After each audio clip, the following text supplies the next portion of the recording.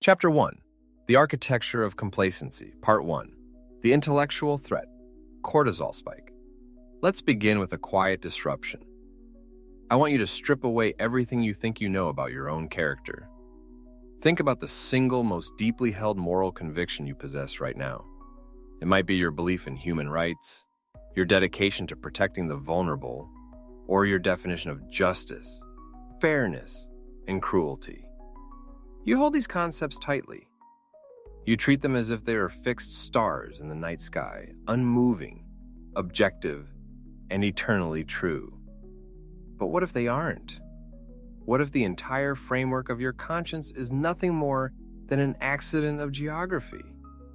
An unintended consequence of the year you were born, the square mileage of the dirt you were raised on, and the specific language spoken by the people who fed you? If you had been born 3,000 miles to the east or 4 centuries into the past, the very actions you look at today with absolute visceral disgust would not just look normal to you, they would look holy. They would look noble. You would defend them with the exact same passion, the exact same moral certainty that you use to defend your current values today. This leaves us facing a deeply uncomfortable reality. If our deepest convictions are entirely dependent on context, then our sense of right and wrong is fundamentally arbitrary. We are living under the illusion of moral certainty, built upon a foundation of pure coincidence. And if morality is merely a localized invention, then a terrifying truth emerges. No one, no matter how enlightened they feel, can ever truly claim that their values are the correct ones. The moment you realize this, the ground beneath your feet begins to give way, the inversion of reality. To understand just how fragile this structure really is, we have to look past our abstract theories and step into a closed room. We have to look at what happens when the human mind is stripped of its cultural armor and placed under a microscope. Imagine walking down a long, sterile hallway in the early 1960s. The air smells of ozone and industrial floor wax. You volunteered for what you believe is a simple, harmless academic study on human memory and learning. You are introduced to a researcher wrapped in a gray technician's coat, carrying himself with the calm, unshakable authority of science. In the room, there's another volunteer, a pleasant, middle-aged man who smiles and shakes your hand. The researcher explains the setup. One of you will be the teacher and the other will be the learner. You draw slips of paper from a hat. By a hidden design, your slip says teacher. The other man is led into an adjacent room, strapped into a chair, and has electrodes attached to his wrists. The researcher brings you back into the main control room and seats you in front of a massive, heavy steel console. On it is a row of 30 switches aligned horizontally.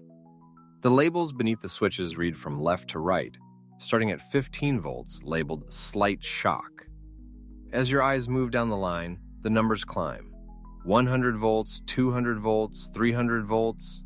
Past that, the labels turn ominous.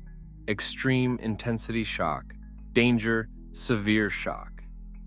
Finally, at the far right, beneath the last 2 switches, the label reads simply, XXX.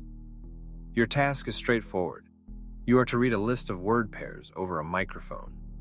If the learner in the next room gets a pair wrong, you are instructed to flip the first switch, delivering a 15-volt shock.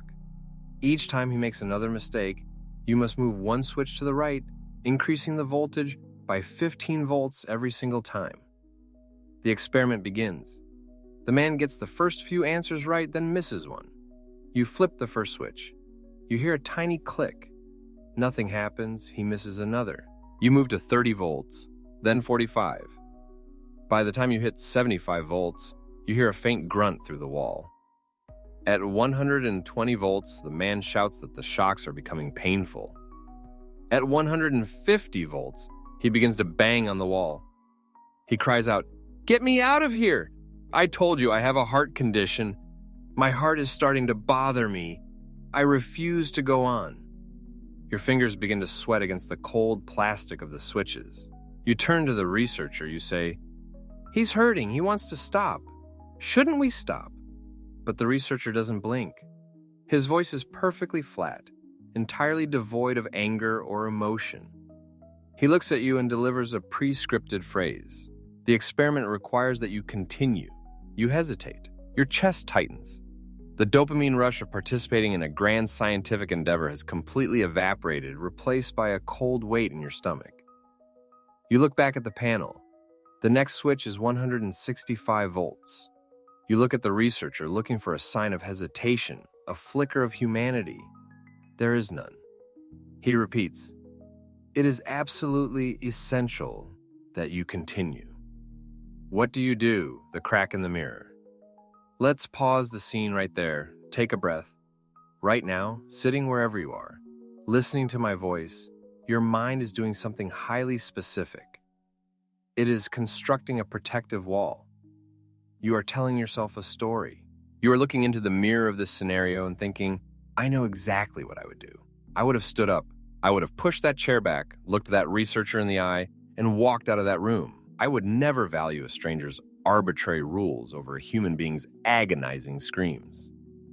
It is a beautiful thought. It's a necessary thought. We all need to believe that we are the exceptions to the rule. We need to believe that our personal moral compass is forged from solid iron, capable of resisting any outside current. This instinct is what psychologists call the self-serving bias. Our subconscious need to view ourselves as inherently decent, independent, and heroic. But let's let the mirror crack.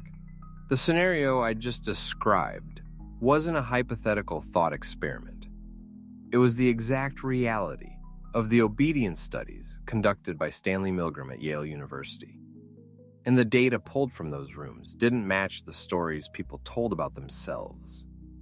Before the study, Milgram asked a room full of psychiatrists, psychologists, and educated citizens to predict how many people would go all the way to the end of the board, how many would flip that final lethal 450-volt XXX switch, while a man screamed and then went completely silent in the next room. The experts predicted that less than 1% of the population would do it. They assumed that only psychopaths or sadists would reach the end. But when the switches were actually flipped, the real number wasn't 1%, it wasn't 10%, it was 65%. 65% of ordinary, everyday citizens, teachers, businessmen, engineers, people who love their families, people who paid their taxes, people who consider themselves profoundly moral, pressed every single switch until the board was empty. They did it while trembling. They did it while sweating, stuttering, and biting their lips until they bled. They groaned in agony as they did it. They consciously knew that what they were doing was horrifying. Yet they did it anyway. Why? Because a calm voice in a gray coat told them that they had to. This is where the empathy meets the doubt. We have to look at those 65% not as monsters, but as a mirror. If 2/3 of an average room will abandon their deepest human instincts under the quiet pressure of a single authority figure, what does that say about the true stability of our internal compass? It tells us that our individual moral certainty is incredibly fragile. It suggests that when the environment around us changes, our definition of what is permissible changes along with it, almost instantly. The moral spectrum. Ethical subjectivism, who describe morality as a private preference, and universal objectivism, morality is a fixed cosmic law. Cultural relativism, morality is socially approved habit. The anatomy of relativism. To find out how we arrived at this fragile state, we have to look at the intellectual frameworks we've built to justify our behavior. If you open the pages of human philosophy, you find a deep, permanent divide in how we attempt to map out the terrain of right and wrong. Let's look at the first major path, the concept of cultural relativism. This perspective argues that there is no such thing as an objective, cosmic textbook of morality written across the universe. Instead, it suggests that morality is a localized survival mechanism. It is a collection of socially approved habits refined over centuries by a specific group of people to help them live together without tearing their community apart. What a culture approves becomes defined as good. What a culture condemns becomes defined as evil. From this viewpoint, Judging another culture's moral system using your own values is as nonsensical as criticizing someone for speaking French instead of English. It's just a different language, a different set of custom-built tools designed for a specific landscape. When you first hear this idea, it sounds incredibly attractive. It dresses itself up in the language of peace, tolerance, and open-mindedness. It tells us that we should stop marching across the globe trying to force our specific way of life onto people who see reality through a different lens. It exposes the arrogance of empires and forces us to look critically at our own cultural biases.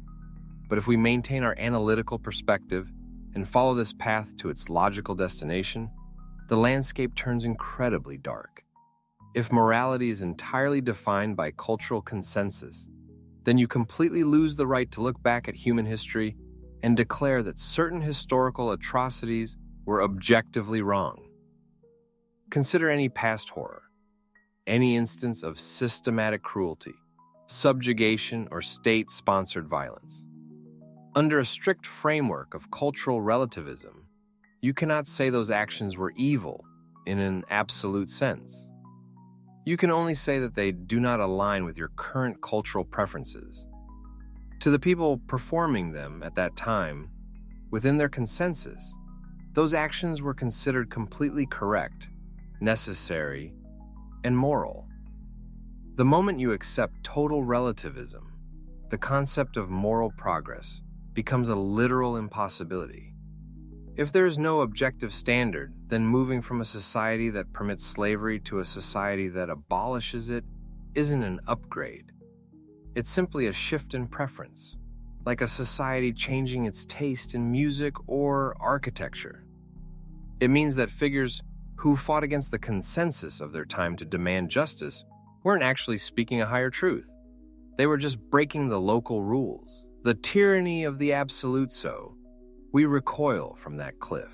We look at the darkness of pure relativism, and we immediately want to run in the opposite direction. We try to find safety in the second path, universal objectivism.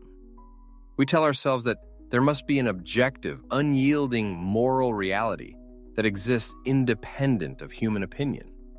We argue that certain actions are fundamentally, eternally wrong, whether a society agrees with it or not. We treat these truths like the laws of physics, just as gravity exists, whether you believe in it or not. Moral laws must exist out there in the fabric of reality. But the moment we step onto this territory, we hit a different, equally chaotic obstacle: the problem of verification. If universal moral truths exist, where are they written? How do we measure them? In physics, we can drop an object and calculate its acceleration. We can test gravity. But how do we test the moral landscape? Throughout history, every civilization that claimed to possess absolute, universal moral truth eventually used that claim to justify terrifying things. When a group of people convinces themselves that they are the sole guardians of objective correctness, they stop listening. They stop reflecting. They look at anyone who disagrees not as someone with a different perspective, but as an enemy of absolute reality. Universal objectivism quickly transforms from a search for justice into a tool for absolute control. It creates a framework where dissent is treated as a disease and where the dominant culture feels entirely justified in crushing any alternative way of living, all in the name of a higher law. The Chasm of Uncertainty. This leaves us standing on the edge of a massive intellectual chasm. If you choose total relativism, you preserve tolerance, but you sacrifice your ability to condemn absolute horror. You turn your back on the idea of ultimate justice.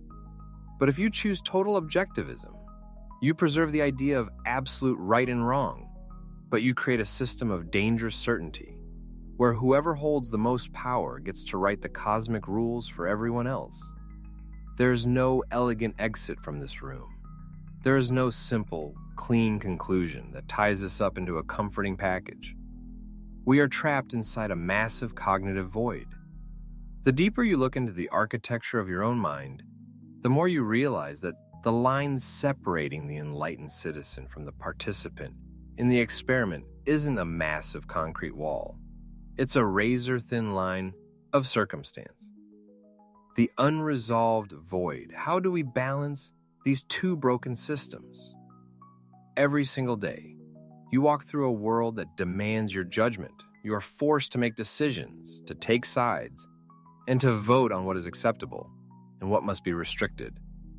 You do this using a moral roadmap that you didn't draw, written in a language you didn't invent, handed to you by an environment you didn't choose. We are all navigating an uncharted wilderness, using instruments that are permanently pulled offline by the currents of our surroundings.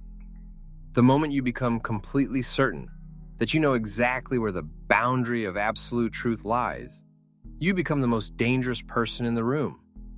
So I want to leave you inside that tension. I don't want to resolve it for you. Tonight, when you turn off this audio and step back into your normal routine, look at the decisions you make. Look at the judgments you pass on the people around you, on the news stories you read, and on the actions of strangers. Ask yourself, are you speaking out of a genuine, independent, deeply analyzed conviction? Or are you simply flipping the switches because the culture around you has quietly informed you that the experiment requires that you continue? Think about it, and if you are willing to look honestly into that mirror, leave your perspective in the comments below. Let's look at the complexity together. In our next episode, we are going to dive straight into the engine room of this complacency. We are going to break down the 8 specific informal fallacies, structural flaws in human logic that your brain uses every single day to justify terrible choices while convincing you that you are doing the right thing. You are using them right now, and you don't even know it.